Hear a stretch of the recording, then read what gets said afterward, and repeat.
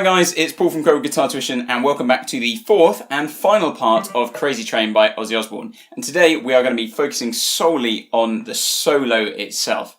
Now, I think listening to some of Randy Rhoads' solos, probably this one is nearer the easier end, but that's not saying a lot.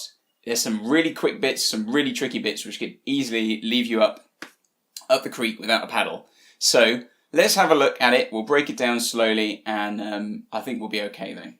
So to start off, we have this tapped section, starting by tapping at the 14th fret on the B string. And we're tapping at the 14th, which then goes off to the 7th fret with our first finger. And our third finger goes to the 10th fret and hammers on and off back to that 7th. Okay? Now, different people like to tap differently. Some people like to use their middle finger or any particular finger. When my teacher taught me this back in the day, a long time ago now, he taught me to use the side of my pick. So actually, I turn my pick slightly sideways and I tap using the side of my pick. And I quite like the sound that gives. I find it gives a more percussive sound, at least for stuff like this. But you can do it with your finger if you want to use your finger. You can do it with the side of your pick if you want. So we do that little pull-off section. And basically, you've got these double taps then. So you've got this. So when you first start that solo, you've got the tap at the 14th, which goes off to the 7th, onto the 10, back to the 7. Then you've got another tap at the 14th, which just goes straight to the 7, and then you tap immediately again and repeat that initial phrase you did at the beginning. Then all that happens is you move the tap itself, the initial tap, up to the 15th fret and repeat the same pattern. So what you should have is...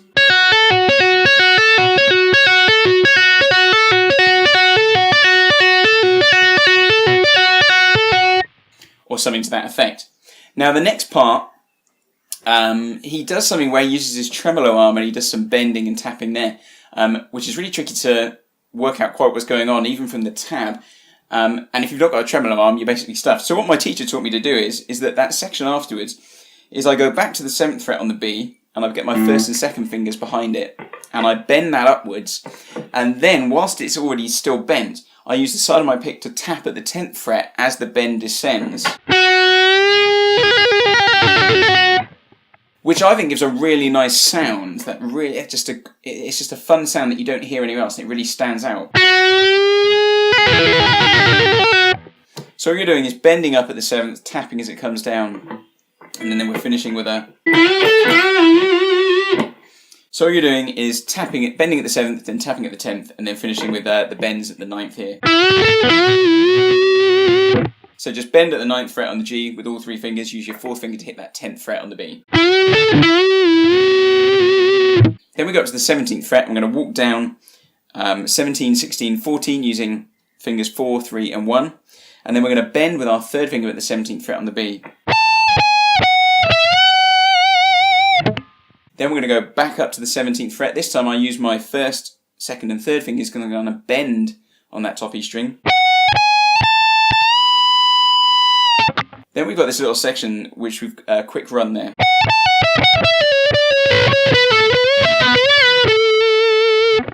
So we're starting at the 14th fret there on the E, and then we're doing a pull off from the 17th to the 14th using our 4th finger.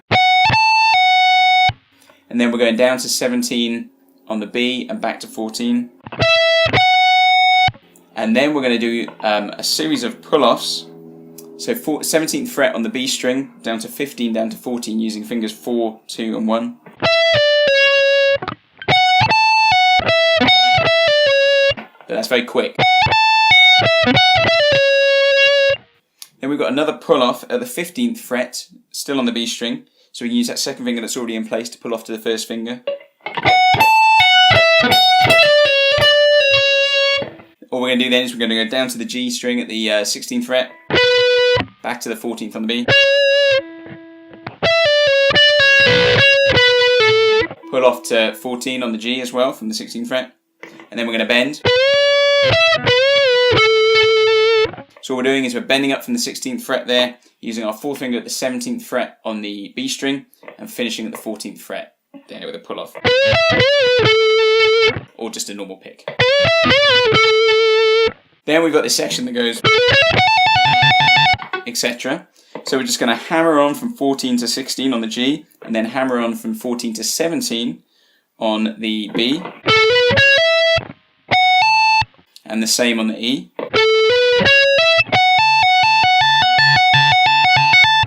Then we're just going to keep trilling on there. Move up to 16 and 19. And then up to 17 and 21.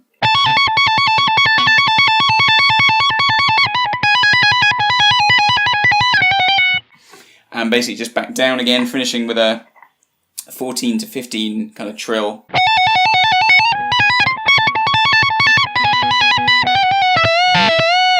With that bend then at the 17th fret on the B, and that fourth finger creeping in at the 17th fret on the E to give us that nice. Then we've got this really quite quick section. Well, that bit's fine. 15 and 14 use our second and first fingers, and then third down to 16th fret. And then we've got this little bit. So we're starting on the 14th fret on the G string there, and then we've got a hammer on and pull off and hammer back on again from 14 and 16 on the D string.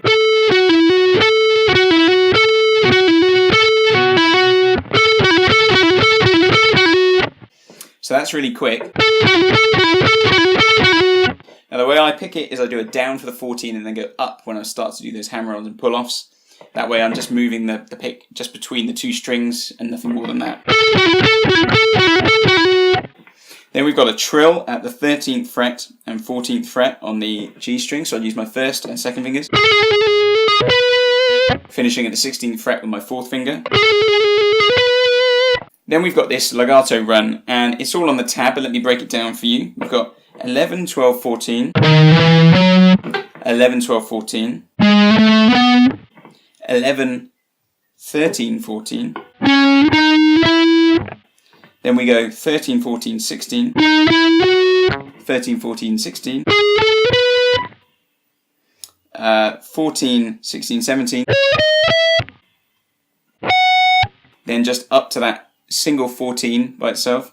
Then we go back to that 17 on the B string. But rather than go back to the 14, we're going to hit that same note, but we're going to slide up to the 19th fret to do it. And then we've got a bend at the 19th fret on the E string,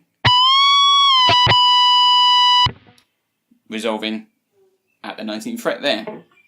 So I would learn this section really, really slowly. Learn how all your fingers need to go and just take it slow and just work on smooth hammering on.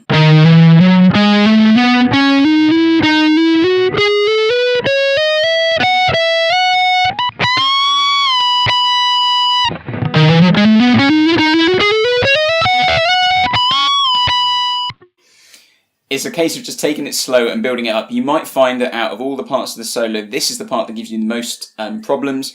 The other parts of the solo are going to be getting quicker, and this bit's still going to be a little bit behind.